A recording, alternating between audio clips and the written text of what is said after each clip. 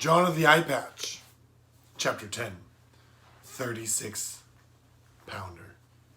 John perched on the gun wall and basked in the joy of finally being a pirate. Sailing the seven seas! Well, maybe not all of them, he figured, but at least the Caribbean and the Western Atlantic. He doubted the pirate vessel would sail past those waters. As he watched the waves and he daydreamed, he looked out at the amassed pirate ships sitting in the harbor.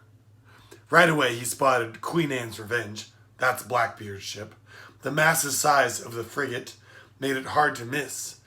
Thinking of Blackbeard reminded him of Anne. He hadn't been able to visit her for dinner like he had promised. Might as well say goodbye, he decided. John had read enough about sailors that he knew that leaving a ship was a big deal, and he wanted to do it the right way. With his mom and Blackbird back in town, the only familiar face was Mr. Owens, the quartermaster. "Mr. Owens!" John yelled, running over to him. "What say you need?" Mr. Owens asked. "I need permission to go ashore," remembering the phrase from the movies. "Ashore? On what business?" Mr. Owens asked. "I have to say goodbye to Anne," John said. Mr. Owens stroked his silver and gray beard. "Arr, a lady friend." "Just a friend," John said. "Be her a lass?" Mr. Owens raised his gray eyebrows. "Yes, she's a girl." John put his hands on his hips and stared level at the diminutive, short quartermaster. "Arr, to be young again." Mr. Owens clutched at something hanging from his necklace, hidden under his tunic. "So, can I go?" "Arr, just be back before starlight," Mr. Owens said. "Okay," and John scampered off for the boarding ramp, skidded to a halt just before leaving the ship. "Which way's the fort?" he asked. Mr. Owens pointed west. "Find it yonder. It's guarding the harbor." John disembarked, and he loped along the docks back into the town. A single well-worn dirt road followed the curve of the shore. Beyond the stone buildings were several wood houses cobbled together from ship timbers. Faded lettering read "Revenge" across one wall. Past that, sailcloth tents flowed like deep-sea creatures, sprawled on the shore. Under them were butchered pigs, loaves of bread, wheels of cheese, and barrels of what John imagined to be this thing grog his mom had mentioned. Further still from town, pirates lazed into the shade offered from the scattering palm trees, drinking from flasks and jugs while slurring their way through songs. The path ended at a haphazard stone wall with a single rusted cannon. No fort to be seen. John saw a low hill in the distance. See better from there, he thought. Approaching the hill, he was surprised to find Anne. She was sitting on a blanket there. She braided gold flowers into her hair, and when she saw John, she leapt to her feet, and she ran down to him, yelling his name. "Hi, Anne," John said. "I've begun to worry that you were just a waking dream," Anne said, and she took John's hands and gave them a gentle squeeze. "But my fingers don't deceive me. You're a real boy." She laughed, and John laughed along with her. "I'm as real as you are," he said. A day ago, and he'd still think that this was a waking dream as well, but now, finding his mom had made him quite certain he'd actually traveled back in time. "Would you like a yellow elder for your hair?" Anne held up a small, bell-shaped flower.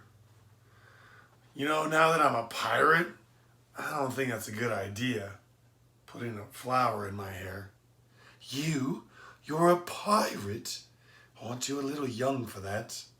Anne scrunched up her mouth so that her freckled cheeks pinched at her nose, like she had gotten a whiff of rotten fish. "Well, I passed the trials," John said, realizing that they were made up, and that didn't really matter for anything.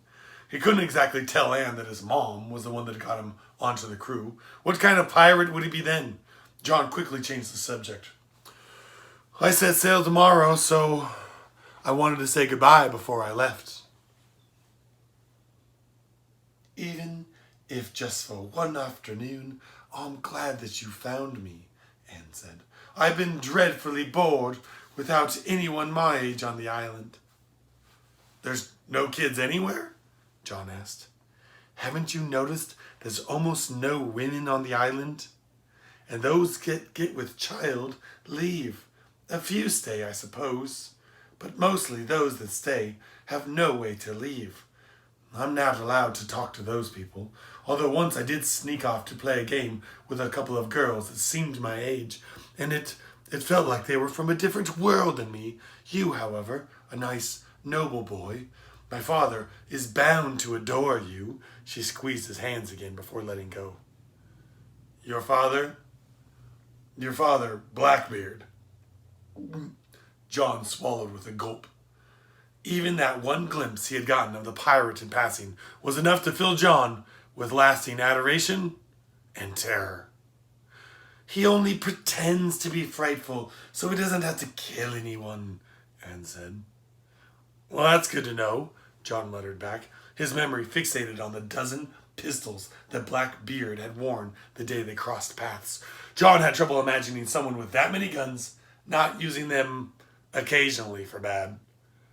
Boom! The sound echoed like it had come from all directions. John flinched. What was that? Just practice. They're testing the cannons at the fort. Anne shrugged like cannon fire was nothing new.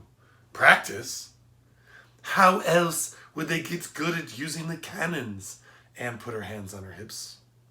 Where are they? John asked. Like I said, they're at the fort. She pointed to the far side of the hill.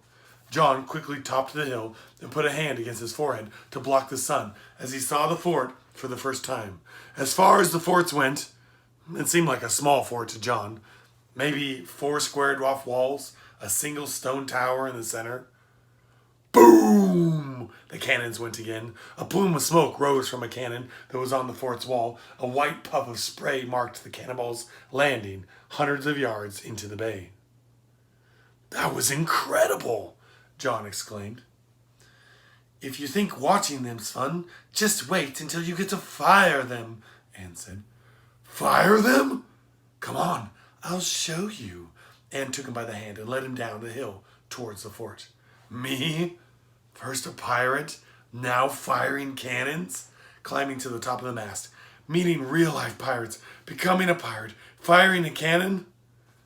Even the most exciting roller coaster at Pirate Land would not compete with what John was feeling. Besides, this way I can introduce you to my father. Anne smiled over his shoulder at John as they walked towards the fort. Blackbeard. John stopped. What's wrong, John? You said your father didn't let you talk to other kids on the island. What if he feels the same way about me? I wouldn't have thought that a pirate would get scared so easily, Anne shrugged and started skipping down the hill like a normal kid. John glanced back over his shoulder towards the harbor. He could easily just go now, but part of him was curious to see Blackbeard again and see what he was like. Anne was likely correct that he wasn't as terrifying as John has expected. And when else do I get to meet a pirate legend, he thought. He followed Anne down the hill. Almost immediately after entering the fort, Anne and John were stopped by a tall pirate with a crook in his back and a long neck with skin hanging loose like a gizzard on a turkey. His spectacles were perched on the top of his nose, and he looked down at them, at John. Ahoy, Mr. Griffin, Anne said. Ah, ahoy, Anne. Mr. Griffin didn't take his eyes off John for a second, giving John the impression of a vulture watching for something to die and leave an easy meal. And this is? This is John. John of the Eye Patch, Anne supplied.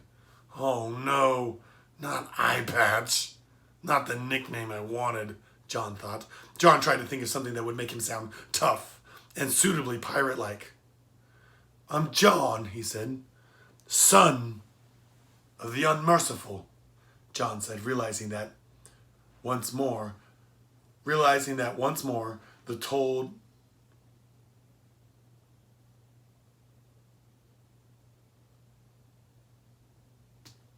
typo. Realizing that once more he told someone that Mary was his mom. "Is she alive?" Mr. Griffin asked. "Yes, she is." Mr. Griffin made a surprised noise that sounded like he was swallowing something. "I suppose even I underestimate people from time to time."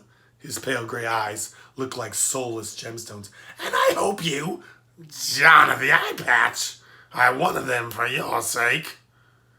Already, John didn't care much for Mr. Griffin. "Where's my father?" Anne asked. "Come along, young miss. He's on the wall," Mr. Griffin said. Wood stairs creaked and groaned as they ascended the stairs. All the way up, atop the rampart, John saw the wall was like that of a castle, with square holes cut for cannons to fire through. A pirate hunched over the nearest of the cannons. "Magistrate Blackburn," Mr. Griffin said. "Anne and her friend, One-Eyed Jack." John nearly corrected Mr. Griffin, declaring himself John and not Jack, but when Blackbeard turned from the cannon, John found himself unable to muster the courage to even speak. Blackbeard looked like he had stepped from the pages of a pirate comic book, with long, wavy black beard blowing in the wind, a dozen pistols holstered on twin bandoliers across his chest, a gigantic cutlass sword tucked into his belt, and the oversized three-cornered hat on his head, just like John had remembered from their very first meeting. "One eye?" Blackbeard saw the eye patch and shook his head. "Eh, poor lad." "Father, my fearful pirate friend and I would like to shoot a cannon." "Pirate? This lad's a pirate?" Blackbeard stroked his beard. "He does have a young, scrawny quality to him," Mr. Griffin said disdainfully. "We all had a turn at being scrawny," Blackbeard said. "Is this really the sort of lad you want associating with your Anne?" Mr. Griffin asked. "Father, you will not let him pick my friends, will you?" Anne protested. Blackbeard waved a hand to silence Anne. "Friends are a luxury beyond our position." He looked at John up and down. "Let's see your worth." He picked up a soccer ball-sized cannonball in one hand. "Your turn. Go on, lad." "Load the cannon." John put both hands on the cannonball and instantly stumbled forward under the weight of the ordnance. He shuffled but managed to keep on his feet, and more importantly, he avoided dropping the cannonball on Blackbeard's toes. "It's really heavy," John groaned while straining to hold the cannonball. "Like I said, he's scrawny," Mr. Griffin said.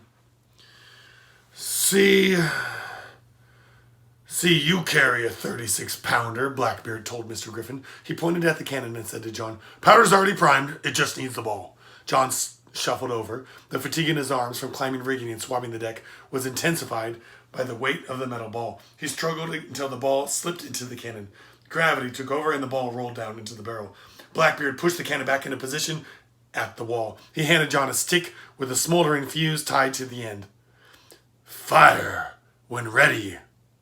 Blackbeard stepped back.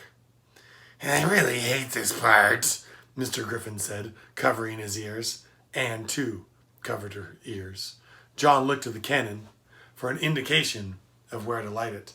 The only thing that seemed appropriate was a small hole on top of the cannon. John dipped the fuse into the hole. A bright flash. Boom! The cannon surged away from the wall. John's eyes saw spots and his ears rang from the noise of the explosion.